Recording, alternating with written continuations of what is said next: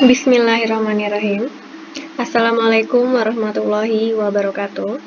Ananda sekalian yang dirahmati oleh Allah, semoga selalu dalam keadaan sehat walafiat.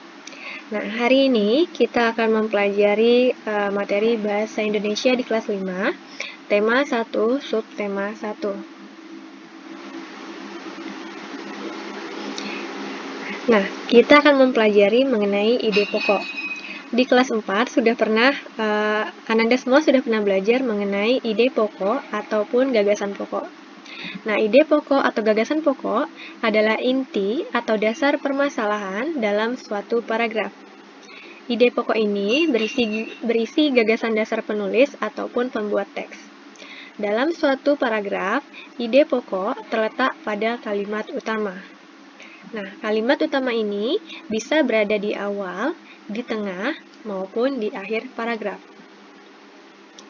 Untuk menentukan ide pokok dalam suatu paragraf, kita harus membaca teks dengan seksama. Dalam satu paragraf, hanya ada satu ide pokok. Nah, ide pokok ini didukung oleh beberapa kalimat penjelas ataupun kalimat pendukung. Nah, bisa dilihat contoh pada teks paragraf yang pertama. Bisa dibacakan dulu teksnya. Salah satu ciri makhluk hidup yaitu bergerak. Secara umum, bergerak bisa diartikan berpindah tempat. Perpindahan tersebut juga termasuk perubahan posisi sebagian ataupun seluruh bagian tubuh makhluk hidup. Makhluk hidup bergerak apabila ada rangsangan. Rangsangan tersebut bisa mengenai sebagian ataupun seluruh bagian tubuh makhluk hidup. Nah, dari teks paragraf yang pertama ini, dapat kita ambil kesimpulan bahwa ide pokoknya adalah salah satu ciri makhluk hidup adalah bergerak.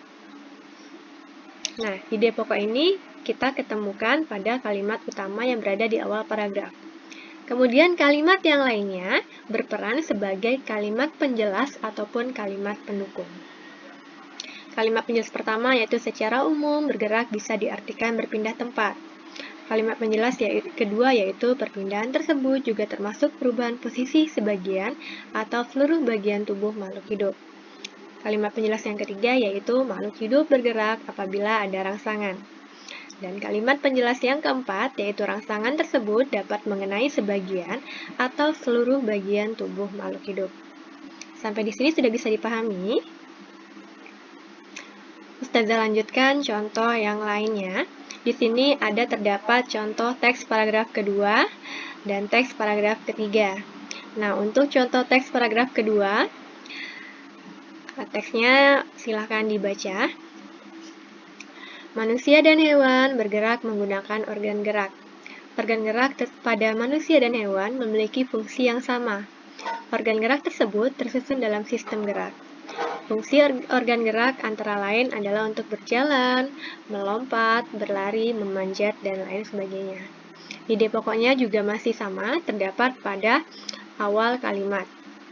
Kemudian kalimat yang lainnya adalah berperan sebagai kalimat penjelas ataupun kalimat pendukung. Nah, contoh yang terakhir untuk teks paragraf ketiga. Untuk ide pokoknya masih sama, terdapat di awal kalimat, yaitu ikan dapat berenang karena memanfaatkan bentuk tubuhnya yang unik. Sementara kalimat penjelasnya adalah pada saat berenang, ikan sering mengeluarkan gelembung renang. Gelembung renang ini berfungsi mengatur gerakan naik turun. Susunan otot dan tulang belakang yang fleksibel untuk mendorong ekor ikan di dalam air. Nah, sampai di sini sudah dipahami semua. Untuk selanjutnya, yaitu Ustazah mengadakan kuis. Pertanyaannya atau soalnya adalah yaitu tentukan ide pokok dan kalimat penjelas dari teks di bawah ini. Nah, di bawah ini ada dua contoh teks, teks pertama dan teks kedua. Nah, untuk masing-masing teks, silakan Ananda cari ide pokoknya dan tentukan kalimat penjelasnya. Latihan ini dikerjakan di buku latihan tematik, kemudian nantinya difotokan dan dikirim melalui Google Classroom. Sekian dulu penjelasan untuk hari ini. Jika masih ada yang belum dimengerti, boleh ditanyakan kepada Ustazah.